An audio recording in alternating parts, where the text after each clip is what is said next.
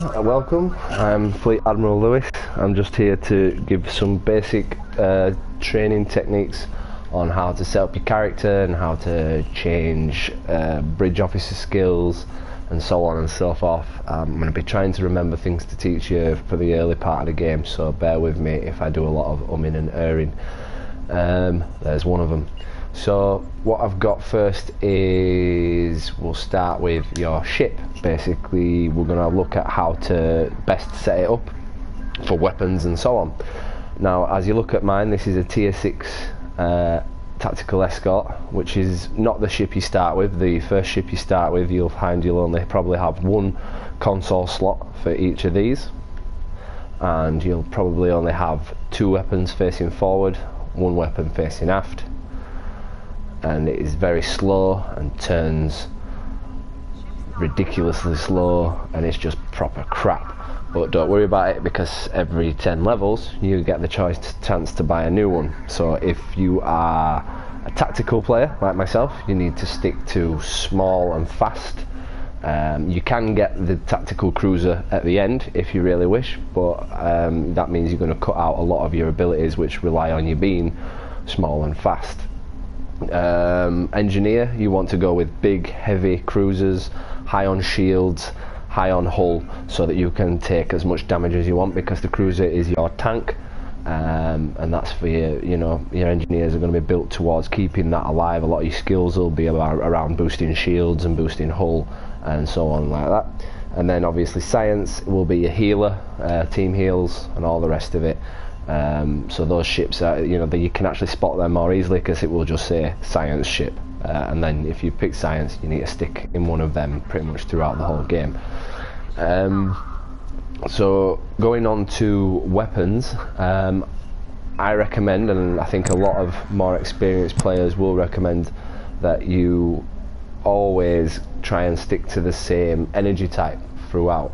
So as you see on this, I've gone for phasers all over.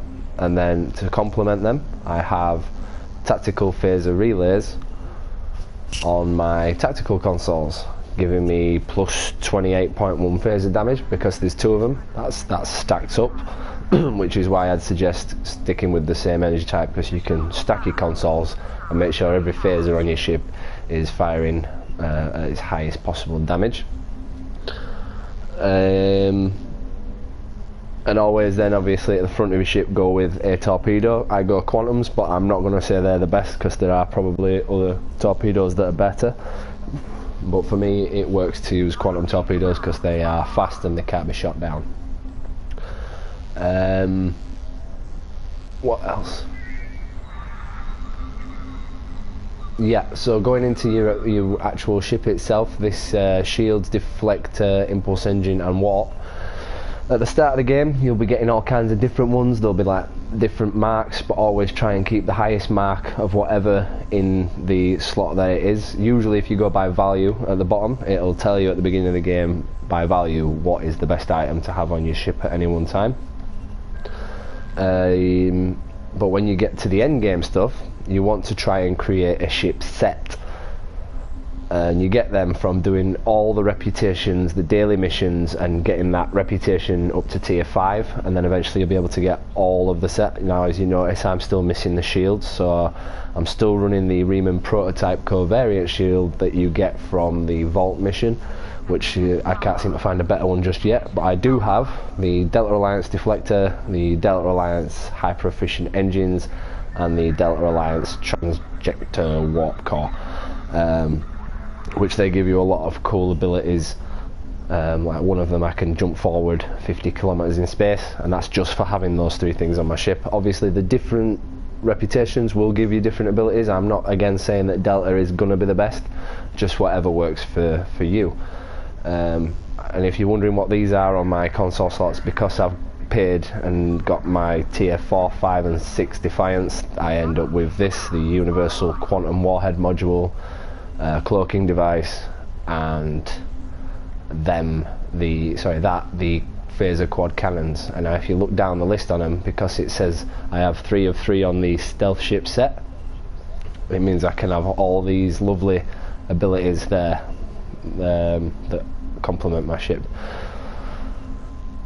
obviously if you haven't got a C-star ship, you're not going to be able to get those sorts of abilities, so you know, save your dilithium and try and buy one with that eventually. Or I would actually suggest just, you know, go and buy like one tier 6 or tier 5 ship, and that'll probably last you, you know, throughout your life of the game.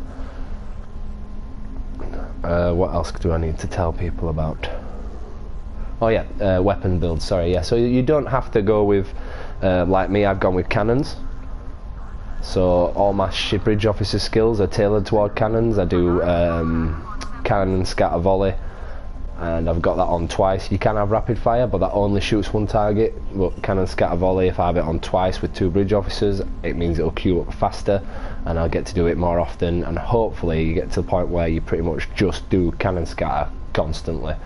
But you can use beams, and in which case you want beam fire at will, and have that on 2 of your tactical officers so they do it constantly, and you'll find that your DPS increases exponentially. And obviously my other bridge officer does a torpedo spread. I have torpedo spread 3 and torpedo spread 2, so yeah, when you watch me fight, I literally spit bullets from every orifice. It's amazing. So what else can I teach you? Right, yeah, I'll show you how to change bridge officer skills. So what you want to do is you want to come to Earth Space Dock and come into this room here where you get your missions from Admiral Quinn. Come down these stairs and speak to this guy here, and he will give you options to buy training manuals, and they will teach your bridge officers any and all new skills you feel that you want. So I've already bought some, so I can show you this. So you want to go to ship and crew, skills,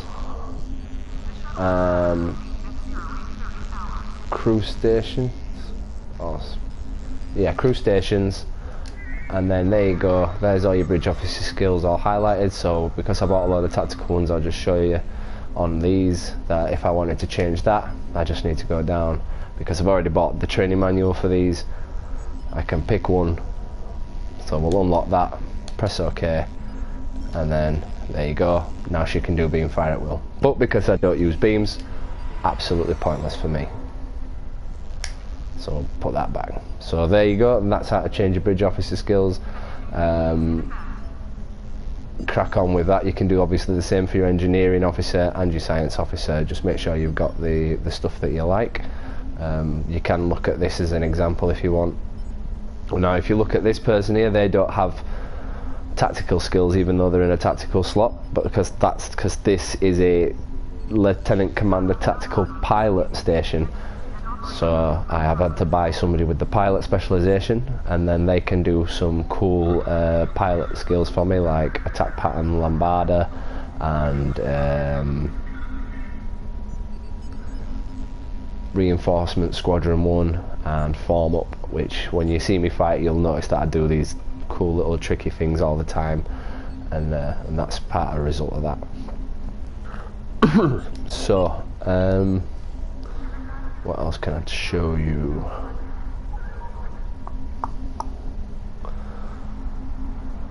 No, I think that's about it. Oh yeah, so once you've got equipped all those skills, you need to return to your ship.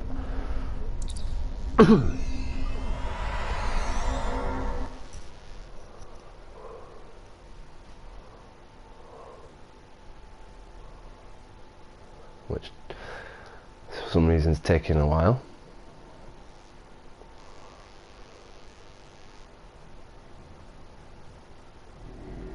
And then you want to hold down circle, and you'll notice that your new skill will appear in there. Now what you might also notice is all these are green on mine. They have a little green box around them, and what that is if you don't know already, you are crucifying yourself in space.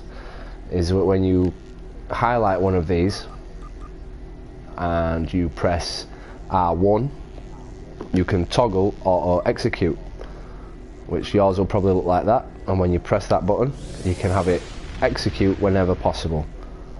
Now that is something you need to have on all of your circle abilities, all of your triangle abilities and all of your square abilities, and then I'd even go through your L2 abilities and see which ones you can do there, and the same on the other one, on L1, and all that will just make it happen the second you get into combat, and it'll keep queuing it up every time it's cooled down, and it saves you the hassle of always having to cycle through and, you know, oh, which one, oh no, I'm getting shot now I need to turn. You will not have any of that crap. You'll just be able to crack on and kick ass. So that's it for this training video, guys. I hope I've been a bit of a help to you. Please feel free to leave me any comments telling me how much of a dickhead I am. I don't mind, and I'll post a few more for tonight, and they are going to be on some missions, so look forward to seeing your comments on them. So thank you very much, and over and out.